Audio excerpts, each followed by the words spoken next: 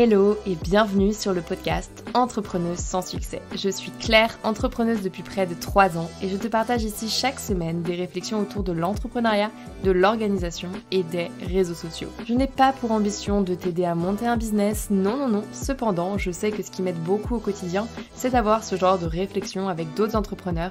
Alors si tu veux me rejoindre dans mon brainstorming, installe-toi, ça va commencer.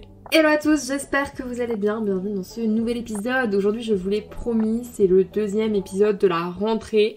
J'avais envie de faire un bilan plus YouTube sur mon été puisque du coup j'ai sorti 20 vidéos, donc une vidéo par jour de la semaine durant tout le mois de juillet. Et donc qu'est-ce que ça m'a apporté en termes de business, en termes de fatigue. Bref, en gros faire un gros point, pourquoi j'ai fait ça, vous expliquer un petit peu. Et ça me permettra aussi de vous partager un peu mon expérience en tant que créatrice de contenu sur YouTube pour vous donner quelques conseils peut-être pour vous lancer. D'habitude je dis tout le temps que j'ai pas envie de vous donner des conseils d'entrepreneuriat, mais j'avoue que des chaînes YouTube c'est pas la première que je lance. Je commence, je crois, à comprendre comment on fait pour, on va dire, facilement, rapidement gagner en visibilité. Donc je pense que ça peut potentiellement vous intéresser. Ok, donc ce que je vous propose, c'est qu'on commence par revenir un petit peu sur ce qui s'est passé. Qu'est-ce que j'ai fait, pourquoi j'ai créé 20 contenus, etc. Comment j'ai créé ce planning de contenu. Ensuite, je vous parlerai un petit peu de mes objectifs. Quelles sont les raisons qui m'ont poussé à faire ça, et peut-être que ça vous aidera à savoir si pour vous aussi ce serait une bonne stratégie à adopter. Et enfin,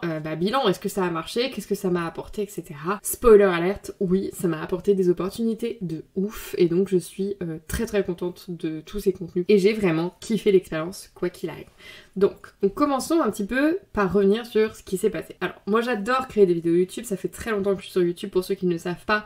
En fait, avant j'avais déjà une chaîne YouTube qui s'appelait Braille Futur, qui est une chaîne qui était dédiée à l'orientation scolaire, parce que pour moi c'était vraiment très important en fait l'éducation. Au moment où j'ai commencé à entreprendre, en fait c'était un moment aussi où dans ma vie je me posais énormément de questions sur est-ce que les études que j'ai faites me correspondaient vraiment, est-ce que j'ai vraiment fait les choses pour les bonnes raisons. En gros j'étais sur un gros travail d'introspection et je me disais mais en fait j'aurais dû faire ce travail plus tôt, j'aurais dû le faire quand j'étais au collège, au lycée, en études, j'aurais dû en fait réussir réellement à m'émanciper sainement plus tôt pour faire potentiellement autre chose plus tôt. Parce qu'en fait j'ai passé beaucoup trop de temps, mais je crois que ça fait partie du process hein, et c'est ok, à faire des choses qui ne me convenaient pas nécessairement, juste parce que je ressentais que c'était ce qu'on attendait de moi. Et c'est seulement quand j'ai commencé à entreprendre que en gros j'ai fait un gros fuck à toute ma carrière d'avant pour dire ok maintenant je commence à faire ce que j'ai envie. Et donc l'entrepreneuriat m'a amené tellement de réflexions sur ces sujets que la première chose que j'ai eu envie de faire c'est le partager notamment sur YouTube et donc auprès des jeunes. Et donc c'est pour ça que c'était une chaîne notamment dédiée à l'orientation, mais en vrai pas que, c'était plus des conseils en mode grande sœur bienveillante où j'aidais les jeunes à s'y retrouver certes sur tous les sujets des études supérieures, mais également sur tout ce qui va autour, comment réussir à communiquer sainement avec ses parents, comment réussir à se poser les bonnes questions au bon moment. J'allais même jusqu'à leur expliquer un peu ce qu'est l'entrepreneuriat, parce que finalement on apprend énormément ce qu'est le salariat en école, mais pas trop l'entrepreneuriat, bref, tout ça. Et donc cette chaîne je l'ai tenue pendant 2 ans, quelque chose comme ça, et là je regardais tout à l'heure, j'ai environ 13 000 abonnés dessus. J'étais quand même devenue une bonne référence dans le milieu de l'éducation, de l'orientation scolaire en France. Et cette chaîne, comment j'avais réussi à la faire croître? Oui, il y avait du contenu régulier, mais il y a surtout eu des moments où j'ai donné des vraies impulsions grâce à des séries de contenus. À chaque fois que je faisais ce type de challenge, donc c'était pas la première fois que je faisais ça, un challenge où par exemple pendant 10 jours, 20 jours, 30 jours, je vais publier un contenu tous les jours, ça donnait une telle impulsion à la chaîne qu'en fait la chaîne a gagné en abonnés, a gagné en notoriété, a gagné en visibilité. Et c'est comme ça que j'ai réussi à monter tranquillement jusqu'à 10 000 abonnés. C'était même pas mon taf au quotidien hein, parce que à côté du coup j'étais freelance. En fait je faisais la même chose qu'aujourd'hui, j'étais freelance en no-code. Et c'est aussi pour ça que j'ai arrêté, c'est parce que ça faisait trop de choses en fait, vraiment trop de choses. Bref, mais allez écouter tous mes épisodes, j'en parlais au début de pourquoi j'arrêtais Braille Futur. Ça n'a pas été une décision simple parce que c'était un projet qui me tenait énormément à cœur, mais c'est ce qui me permet aujourd'hui de développer tous les réseaux de Claire No-Code, dont cette chaîne YouTube. Donc l'idée c'était bien de donner une impulsion à la chaîne puisque depuis que j'avais créé cette chaîne YouTube, je n'avais publié en réalité qu'une seule vraie vidéo. Et je m'étais dit en vrai cette année j'ai pas envie de créer beaucoup de vidéos parce que je sais que la vidéo que j'avais publiée typiquement c'est des vidéos qui me demandent peut-être un mois de taf et c'est ok parce que pour moi c'est des vidéos, elles vont taper les 30K vues alors que j'avais pas d'abonnés, tout simplement parce que je les bosse vraiment. Ça c'est un truc dont je suis convaincue et qui a été prouvé par tous mes tests. Quand tu fais un contenu de qualité, abonné ou pas abonné de base, tu vas faire des vues. Et à contrario d'ailleurs, c'est pas parce que t'as des abonnés que tu vas nécessairement faire des vues. Ça, faut faire assez attention. Quand on n'est pas créateur de contenu sur YouTube, on n'observe pas trop le nombre de vues. Moi, je sais qu'avant, je regardais pas trop le nombre de vues des vidéos des gens, je me rendais pas trop compte de ce que ça signifiait. Maintenant, je sais que typiquement dans mes abonnements YouTube, quand je scrolle dans mes abonnements et que je vois genre vidéo sortie il y a 3-4 heures, j'adore regarder un peu comment partent les vidéos des autres, juste pour réussir à évaluer un petit peu le nombre de vues qu'ils font par rapport à leur nombre d'abonnés. Et typiquement, il y a plein de chaînes YouTube, si vous checkez des chaînes YouTube de vos créateurs préf de 2010 ou quoi, il y en a plein qui ont énormément chuté en nombre de vues parce qu'en fait ils n'ont pas su se renouveler. Parce que contrairement à plein d'autres réseaux sociaux, il faut savoir que sur YouTube, les gens n'ont pas le désabonnement facile. C'est-à-dire que les gens, une fois qu'ils s'abonnent, limite ils oublient qu'ils se sont abonnés. Alors que sur Instagram, les gens font du tri régulièrement. D'ailleurs, ça c'est drôle aussi de comparer. Vous voyez, moi j'ai abandonné à la fois une chaîne YouTube et un compte Instagram Claire Braille Future à peu près au même moment. Les deux, quand je les ai abandonnés, chacun d'entre eux était environ à 12 000 abonnés. Et bien, la chaîne YouTube, elle a stagné, voire elle a continué à croître. Alors que le compte Instagram, il est en décroissance. C'est-à-dire que là, je suis genre à 10 000 seulement abonnés, quelque chose comme ça. Donc sur YouTube, ça signifie bien que pour avoir de la visibilité, il suffit pas d'avoir des abonnés, puisqu'ils peuvent être fantômes. Mais par contre, ça veut aussi dire, enfin moi je trouve que c'est vraiment le réseau social sur lequel c'est le plus facile de percer vite si tu fais un contenu hyper quali. Enfin d'ailleurs, moi je l'ai montré, du coup j'ai sorti une vidéo, je suis passée à 2000 abonnés en quelques mois. Donc vraiment, si j'ai un conseil à vous donner, si vous êtes à l'aise avec les vidéos, n'hésitez pas à vous lancer sur YouTube. Pour moi, c'est vraiment un des réseaux sociaux qui paye le mieux. Enfin, qui paye le mieux. Parce que typiquement, tu gagnes pas d'argent, mais on s'est compris. Et aussi, c'est les réseaux sociaux sur lesquels le contenu a la durée de vie la plus longue. C'est-à-dire que par exemple, ma vidéo YouTube que j'ai publiée en janvier 2023, aujourd'hui, elle fait encore énormément de vues. Alors énormément, je vais vous dire exactement ce que c'est qu'énormément. Là, je vois, elle a encore fait 90 vues sur les dernières 48 heures. C'est pas mal, tu vois. Essayez de faire ça avec n'importe quel post LinkedIn. Non, jamais. Jamais un post LinkedIn que vous aurez publié en janvier fera en septembre de la même année encore 90 vues toutes les 48 heures. C'est faux, ça n'arrivera pas. Donc mon objectif principal, c'était vraiment en effet de donner cette impulsion et surtout de créer des contenus un peu de base qu'on doit absolument retrouver sur une chaîne no code. Tout simplement. Moi, mes 4 outils piliers de toutes mes stacks techniques et de toutes les missions que je réalise, c'est Notion, Airtable, Make, Webflow. Je me suis dit, ok, c'est pratique, c'est parfait. On va faire une semaine pour parler de productivité et de Notion, une semaine pour parler base de données et d'Airtable, une semaine pour parler automatisation de process avec Make et une semaine pour parler no-code de site web avec notamment Webflow. Et c'est ainsi que j'ai construit en fait ma trame de 20 contenus et après je suis rentrée dans le détail sur les différents sujets. Il y a eu 2 gros projets qui ont rythmé l'ensemble des cahiers de l'été. Le premier, c'était la création d'un calendrier éditorial, un projet un peu sérieux. Et le deuxième, c'était la création d'une app Pokémon parce que j'ai envie aussi d'amener plus de divertissement dans des contenus éducatifs. Beaucoup d'entre vous m'ont écrit pour me féliciter de ce projet et notamment pour mes miniatures. Non, en vrai, pas pour mes miniatures, mais notamment pour mes miniatures. Sachez que toutes mes miniatures ont été réalisées par Joris qui travaille sur ComeUp. Si vous voulez le contacter, son pseudo c'est Powerlight. Il a été au top vraiment tout l'été parce que parfois j'étais vraiment à la bourre pour les miniatures et il arrive toujours à faire quelque chose hyper vite. Enfin vraiment, merci Joris de m'avoir accompagné durant tous les mois sur ce projet. Les miniatures ont été top, elles ont vraiment plu. Donc écoute, merci beaucoup.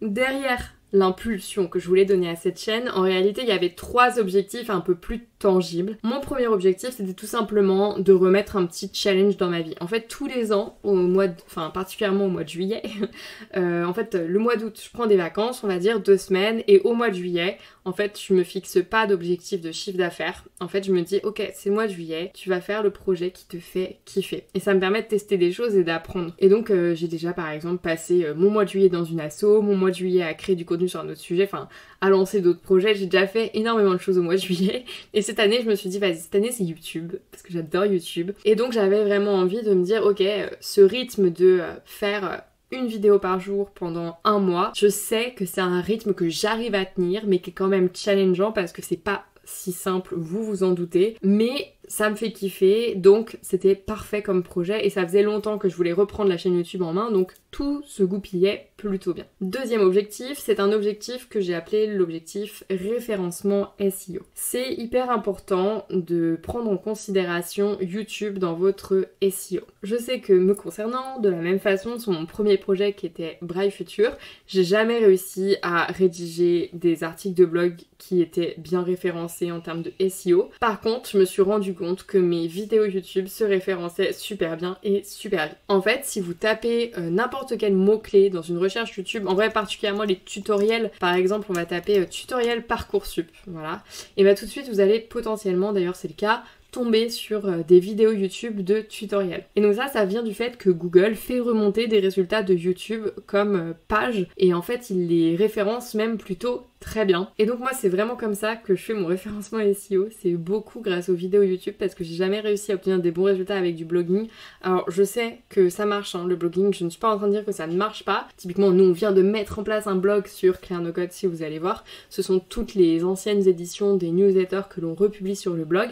Il n'y a pas vraiment d'objectif de SEO non plus parce qu'on n'a pas optimisé pour le SEO, mais on s'est dit qu'on allait voir ce que ça donne comme ça, et si à l'avenir on arrive à optimiser pour le SEO nos newsletters, ça permettrait de venir compléter YouTube dans cette strate de référencement SEO. Et donc en fait ce que j'ai fait en vrai pour être sûre d'être référencée sur tous les sujets SEO du no-code, c'est que j'ai pris tout simplement le Slack No-Code France, genre je suis allée dans tous les canaux et j'ai genre fait le taf de lire les questions qui revenaient le plus souvent sur les derniers mois. J'ai listé toutes ces questions, ça m'a fait genre comme une énorme page Notion avec plein de bullet points sur les questions que se posent les gens. Et j'adore ces pages Notion parce que du coup je déplace mes blocs, je refais des trucs et je me dis ok bon bah dans une première vidéo je peux répondre à ces 3 questions là parce qu'en fait c'est lié, et du coup ça m'a construit en fait mon planning de 20 vidéos. Et enfin le dernier objectif, qui était un objectif qui était plutôt très ambitieux mais que je trouve avoir très bien complété, c'était de devenir numéro 2 sur le sujet no-code en France. Pourquoi numéro 2? Parce que je considérais toujours que Shubham est numéro 1 et que j'adore ce qu'il fait, Shubham Sharma pour ceux qui ne connaissent pas. Et franchement mes vidéos elles ont eu des très bonnes statistiques.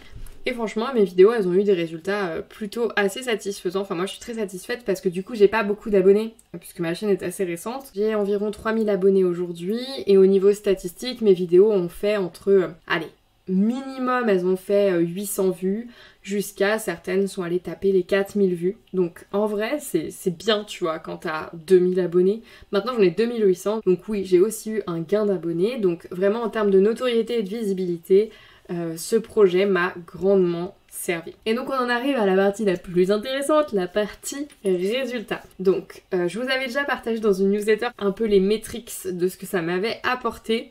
Donc en nombre de vues, ça m'a apporté juste sur le mois de juillet 20 000 vues de mes vidéos. Donc on parle pas des impressions, on parle vraiment des vues. Il y a 20 000 personnes, enfin peut-être pas 20 000 personnes vu qu'il y avait une vidéo par jour. Et imaginons que toutes les personnes ont regardé toutes les vidéos, il y a au moins 1000 personnes qui ont regardé tous les cahiers de l'été. Ça veut dire qu'il y en a beaucoup plus parce que personne n'a regardé tout. Et donc depuis maintenant, en nombre de vues, ça m'a apporté 31 000 vues sur les 90 derniers jours. Alors ça peut paraître, enfin ce chiffre peut ne rien vouloir dire pour vous certainement, mais c'est bien, c'est très très conséquent. C'est pas des impressions, c'est vraiment des vues dans le sens où c'est genre des personnes qui ont regardé plus de 30 secondes de ta vidéo, donc ça a bien plus de valeur qu'une impression, parce qu'une impression c'est juste le fait que le post soit apparu dans le feed de quelqu'un. Si je vais en impression pour pouvoir vous comparer à quelque chose d'intéressant, voilà, ça fait 420 000 impressions, donc un demi-million d'impressions grâce au cahier de l'été sur YouTube. Donc en vrai c'est cool, c'est très très bien, je suis très contente. C'est des très bons résultats. Certes ça nécessite de publier 20 vidéos, mais je rappelle, j'adore créer des vidéos. Genre à vous de trouver aussi ce que vous aimez créer, je pense que ça vous aidera à être beaucoup plus régulier et à vous donner à fond dedans.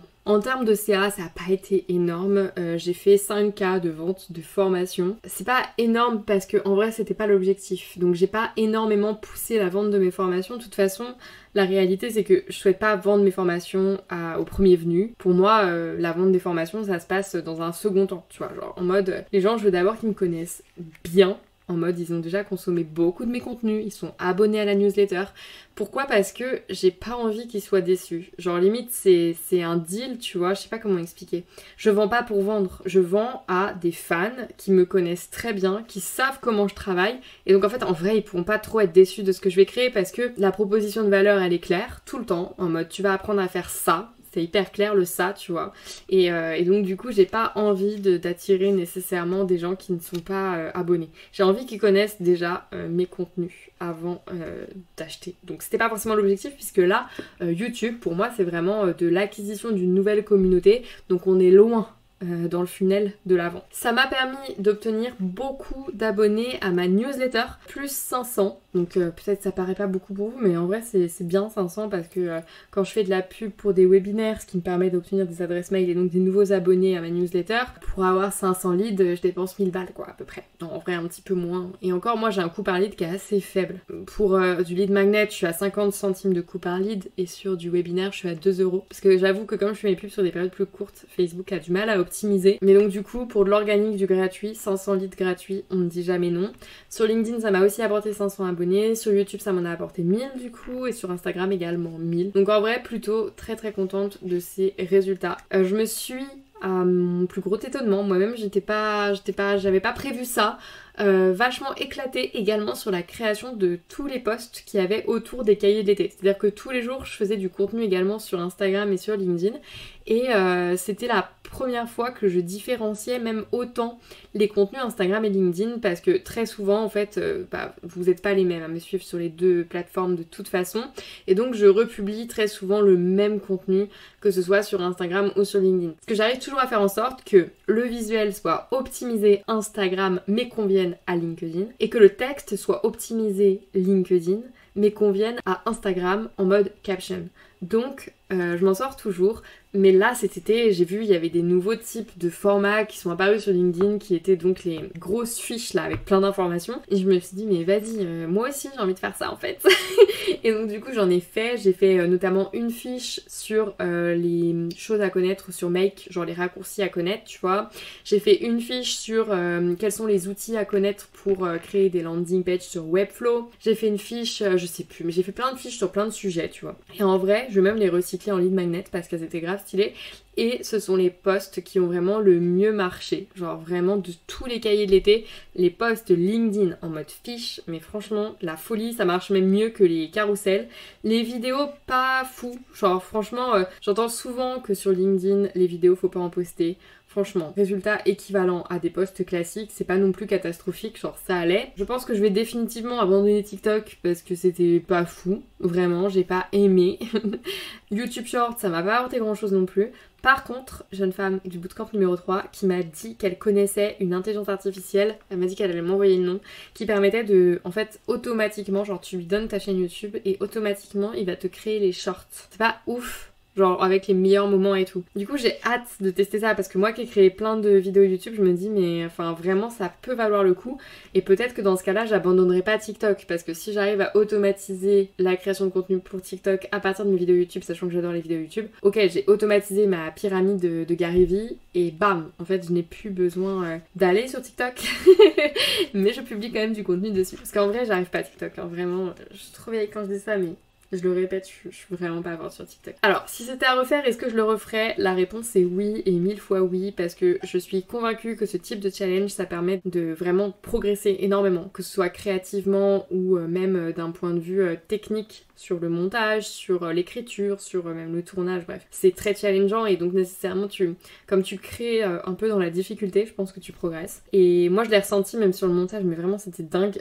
Mes derniers montages sont encore bien mieux que les premiers et je me dis, tu sais j'en ai monté 300, 400 des vidéos, comment tu peux encore au bout de 400 vidéos continuer à progresser comme ça? Mais en même temps je me dis ça fait plaisir tu vois, je me dis c'est cool, ça veut dire que en vrai t'as jamais fini d'apprendre et c'est un fait aussi puisqu'un logiciel a toujours de nouvelles fonctionnalités à proposer et donc du coup t'en découvres toujours un petit peu plus. Je trouve aussi que c'est une très bonne façon de lancer une chaîne YouTube. Si vous êtes un créateur et que vous hésitez à vous lancer, franchement, partez sur du contenu quotidien. Je sais que ça peut paraître hyper impressionnant parce qu'on va se dire non mais attends, créer une vidéo par jour, mais c'est l'angoisse. Moi j'ai commencé comme ça et je pense que c'est la meilleure chose, la meilleure idée que je pouvais avoir. Quand j'ai commencé, j'ai fait 30 vidéos de suite.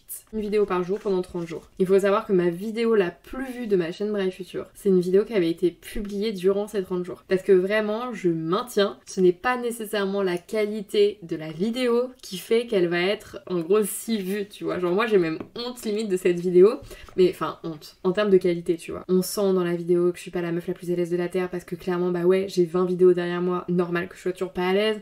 On sent aussi que la qualité d'image elle est pas folle, normal. Mon appareil photo, il avait genre 10 ans. J'ai pris le truc que j'avais chez moi, c'était le seul truc que j'avais, tu vois, le caméscope de famille. On sent aussi que la pression elle est pas folle parce que je savais pas faire, Bref, il n'y a rien qui va dans ce contenu, mais la vérité c'est qu'il est regardable, la qualité suffit, et par contre ce que je raconte est hyper intéressant, je l'avais très bien bossé, et c'est ça qui compte en fait. Si t'as vraiment un truc à partager, partage-le. Ce n'est pas nécessairement la qualité d'image et la qualité de son qui fera la qualité de ta vidéo, même si pour moi aujourd'hui c'est quelque chose de très important, c'est parce que ça fait 400 vidéos, tu vois, c'est pas parce que c'est important intrinsèquement, c'est parce que je me fixe ce niveau d'exigence et que c'est un vrai kiff aussi pour moi de pouvoir proposer ce type de contenu. Je sais qu'aujourd'hui, franchement, quand tu regardes mes vidéos YouTube, je suis parmi les seuls dans ma thématique à publier des contenus avec ce type de caméra, c'est-à-dire très très quali, avec ce type de montage. Enfin, la plupart de mes concurrents se filment sur Loom. Voilà, en mode ils partagent leur écran, c'est même pas monté, il y a leur tête en bas à droite. Moi j'avoue je veux pas, mais ça le fait, tu vois. Et si tu veux te lancer, ça ne doit pas du coup être une barrière à l'entrée pour toi. Tu peux te lancer en sachant faire très peu. En fait, c'est ta créativité et ton ambition en termes de qualité de contenu vidéo qui te permettra de progresser puisque tu apprendras au fur et à mesure. C'est normal de commencer sans tout savoir, tu vois, genre c'est normal. Totalement normal. Si vous avez suivi les cahiers de l'été, n'hésitez pas à me dire ce que vous en avez pensé parce que moi ça a été un des plus gros challenges de mon année mais en même temps le plus kiffant, j'ai vraiment trop kiffé. Et n'hésitez pas aussi si vous avez des idées de contenu que vous voulez me voir créer, j'ai déjà une idée pour une prochaine vidéo YouTube parce que là j'ai plein de choses qui arrivent à ce sujet et il est possible qu'on soit en train de discuter potentiellement d'un feat avec... Il est possible qu'on soit en train de préparer une surprise pour vous et franchement bah moi c'est un peu genre tu sais une fois que j'aurai enregistré cette vidéo je pourrais mourir tranquille un peu en mode ça faisait partie de mes objectifs en me lançant dans ce projet, pouvoir un jour faire un feat avec la personne qui m'a le plus inspirée. Et je vais aussi passer sur Radio Contournement très très vite, donc pareil Contournement, une team qui m'a grandement inspirée, donc ouais voilà. Très contente. J'ai eu beaucoup d'opportunités qui ont découlé de cette création de contenu intensif pendant un mois. Donc bah voilà, s'il vous fallait encore un élément supplémentaire pour vous motiver à vous lancer dans la création de contenu quotidienne, je ne vais rien ajouter de plus. Beaucoup d'opportunités, beaucoup de choses à venir. Ce n'est que le début. Bon bah écoutez, j'espère que l'épisode du jour vous a plu, j'espère que ça vous aura aidé potentiellement à comprendre un petit peu comment lancer une chaîne YouTube et avoir de la visibilité assez rapidement. Le SEO, ça a tendance, je trouve, à faire très très peur et en fait, moi j'ai lu énormément de contenu ces derniers temps sur ces sujets. Le SEO, c'est vraiment pas si compliqué. En fait, c'est bête à dire, mais le travail que j'ai fait en prenant le Slack No Code France et en listant toutes les questions des gens, c'est d'une certaine façon déjà un petit peu de SEO. C'est de la recherche de ce que les gens cherchent, tu vois. Et moi, j'ai essayé de créer du contenu qui répondait du coup à leurs attentes. De la même façon, quand sur Google, en fait, tu vas tout bêtement, moi c'est ce que je fais aussi, hein, je vais tout simplement taper par exemple Integromat, tu tapes pas make parce que make, bref, c'est un mot compliqué. Tu vois, je regarde ce qui tombe et tu vois, bah, j'ai fait une vidéo sur le sujet. Pourquoi ? Parce que je vois tout de suite Integromat vs Zapier. Et donc évidemment, un de mes contenus était ma vidéo Integromat vs Zapier. C'était évident qu'il fallait en faire une. Si je tape Notion... tout de suite tu vas avoir Notion tutorial, Notion AI, Notion template, enfin voilà. En gros t'as des mots clés, tu peux taper aussi comment Notion et du coup l'utiliser, faire des colonnes, créer un template, l'installer sur Mac, bref. Et donc là si tu veux vraiment faire du référencement, ça commence par là et je crois pas qu'il y ait besoin d'aller beaucoup plus loin. Si tu veux suivre quelqu'un sur LinkedIn, tu connais certainement déjà mais je vais quand même t'en parler. Il y a Amandine Barthes dont j'aime beaucoup les contenus qui parle de SEO de manière très très simple. Elle ne s'amuse pas, contrairement à plein d'autres, à utiliser du jargon compliqué pour que personne ne comprenne. Et donc je te recommande vraiment ces contenus, ça pourra t'aider même dans ta stratégie YouTube. Pour moi les deux sont vraiment très liés. Donc écoute, je vais te laisser, je te souhaite une très belle journée, un très bon lundi et on se retrouve très vite dans un nouvel épisode. Bye!